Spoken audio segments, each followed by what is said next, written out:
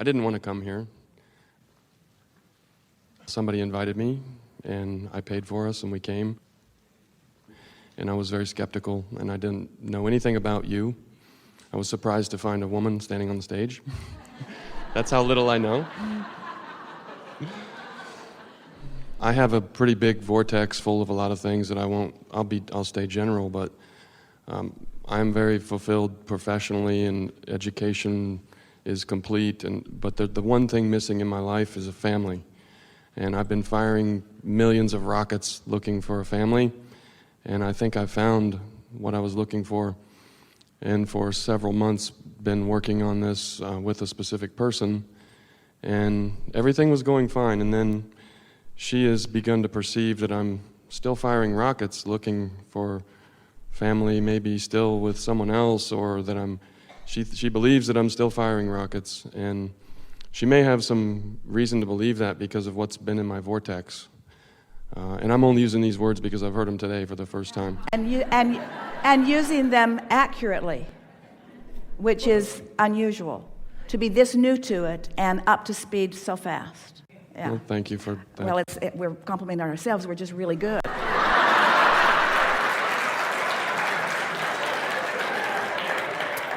Now, the compliment is yours. I don't want those things in my vortex. I don't believe that I'm firing rockets still. Well, here's the thing. What's in your vortex is always the wanted part of everything.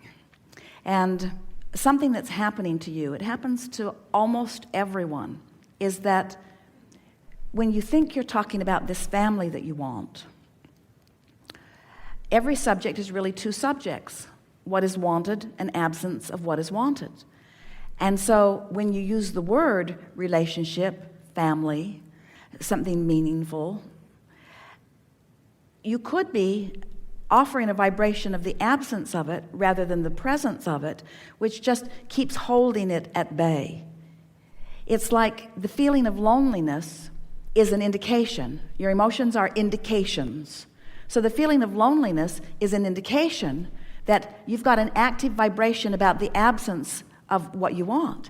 And you can't have an active vibration about the absence of what you want and have it flow into your manifested reality.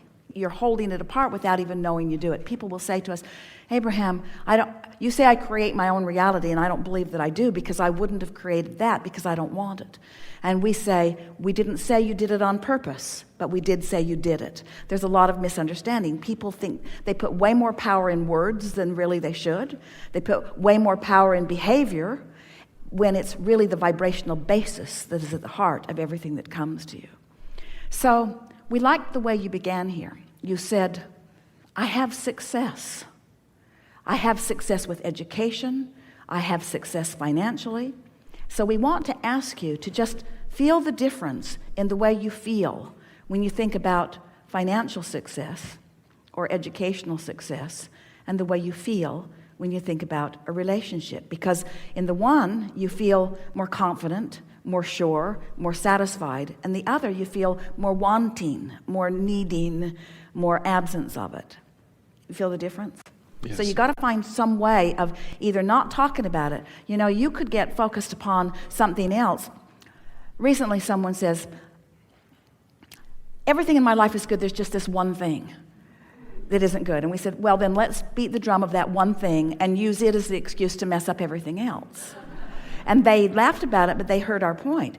We said, or you could have 10 things going terribly wrong and one thing going really well, and you could focus on the one thing and use it as your excuse to help the other things come into alignment.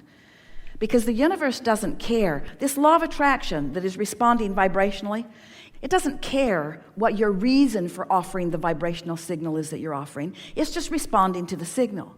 So the fact of it is, you gotta offer a signal about what you want, not about the absence of what you want. Do you want to talk about this? Sure.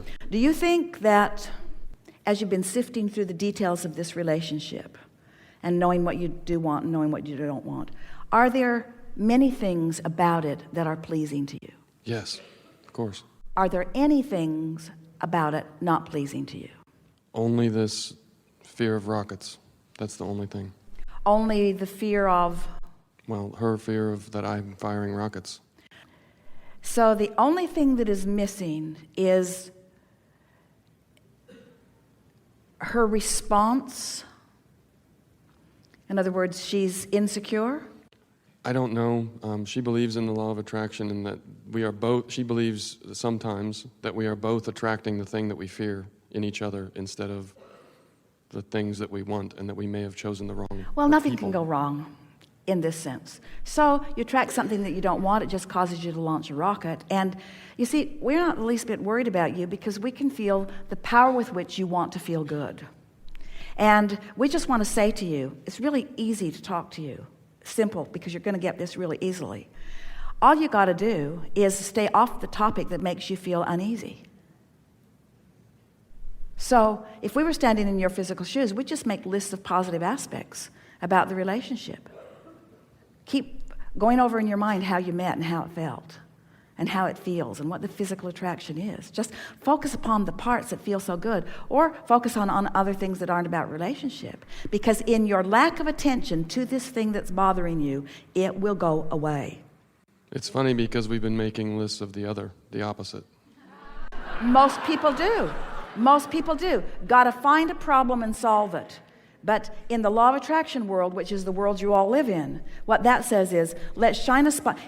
Let's make a list of things not wanted, and we'll just push hard enough against these things we do not want, and we will obliviate them. And we say, no, you won't. You will amplify them, you'll make them active in your vibration, and you will use those active vibrations as your excuse to not allow yourself to resonate with who you really are and what you want. I'm in the military, so that's why I think that way. The other way that you first described. That's probably what I've been doing. Obliterating problems is my job.